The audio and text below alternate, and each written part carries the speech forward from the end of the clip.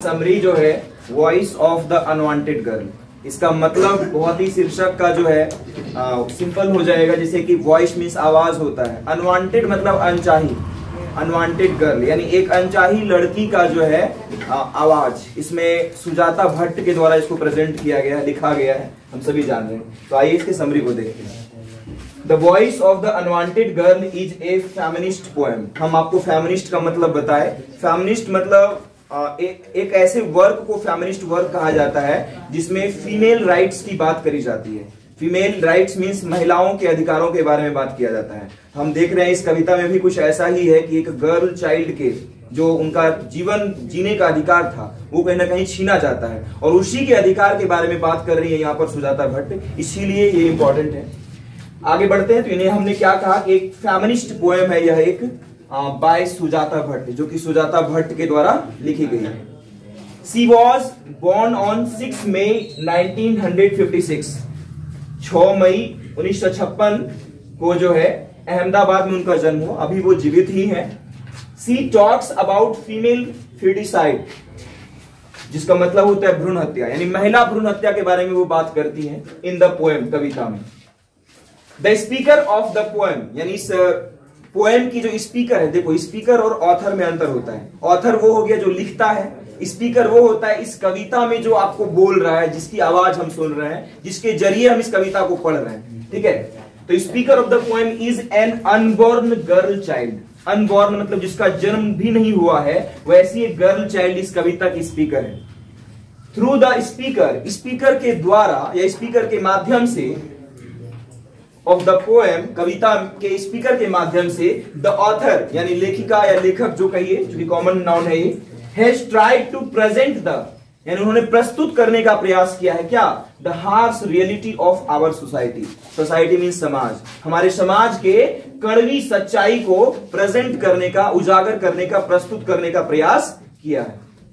अब दूसरे पैराग्राफ की बात कर लें, जो मेन हमारा होता है part. The speaker asks her mother, यानी स्पीकर जो है इसमें, यानी अनबॉर्न गर्ल चाइल्ड, वही अपनी मां से पूछती है अबाउट हर राइट्स, अपने अधिकारों के बारे में।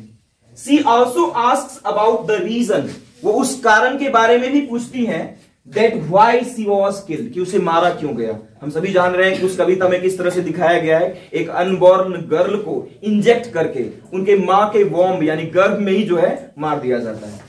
शी एक्सप्रेसेस हर लव, उसके बावजूद देखो उसका कितना अफेक्शन है, मां के प्रति कितना लगाव है, वो दिखता है यहां पर। She expresses her love and affection, उतना बुरा हुआ उसके बावजूद भी वो अपनी मां के लिए प्रेम दर्शाती है इस कविता में। हर लव एंड अफेक्शन, अपने प्रेम और स्नेह को दर्शाती है फॉर द मदर, मां के लिए।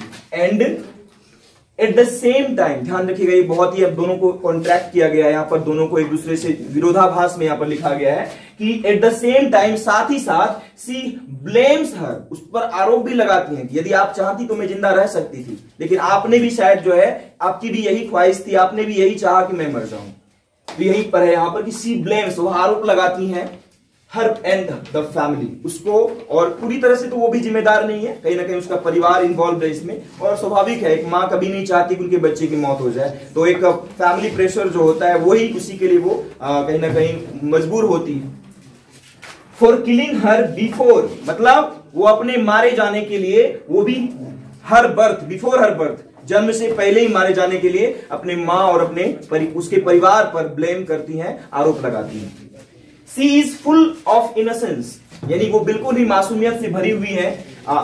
हर इमोशंस आर वेल डिपिक्टेड, उनकी भावनाओं को, यानी उसकी जो स्पीकर है उसकी भावनाओं को बहुत ही अच्छी तरह से, वेल डिपिक्टेड, अच्छी तरह से दर्शाया गया है इन द पोएम, कविता में। और कंक्लूजन इसका देख लीजिए, the poem is nothing but a harsh reality, कविता कुछ नहीं बल्कि एक कड़वी सच्चाई है, of our male dominating society, पुरुष प्रधान समाज की एक कड़वी सच्चाई है।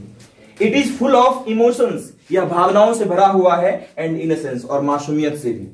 That a child has for her mother, यानी जो इमोशंस और जो इनोसेंस होता है एक बच्चे में, और जो उनका जो इमोशंस, उनका जो प्रेम होता है एक मां के लिए, वो सब दिखाया गया है। It is one of the great poems, इनको एक महान कविताओं में से एक बताया गया in the Indian English literature, भारतीय अंग्रेजी साहित्य में। और अंग्रेजी साहित्य की गिनी चुनी कविताओं में से बहुत ही ज्यादा प्रचलित हुई है कविता, और इनको बहुत ही ज्यादा अप्रिशिएट किया जाता है फॉर ए सोशल मैसेज। इसके अंदर जो एक जो मैसेज जो लोगों तक पहुंचता है कि किस तरह से जो है हमें समाज में रहना चाहिए, या फिर एक सामाजिक जो बुराई है उसको कहीं ना कहीं इसमें दूर करने का प्रयास किया गया है लेखिका सुजाता भट्ट के द्वारा।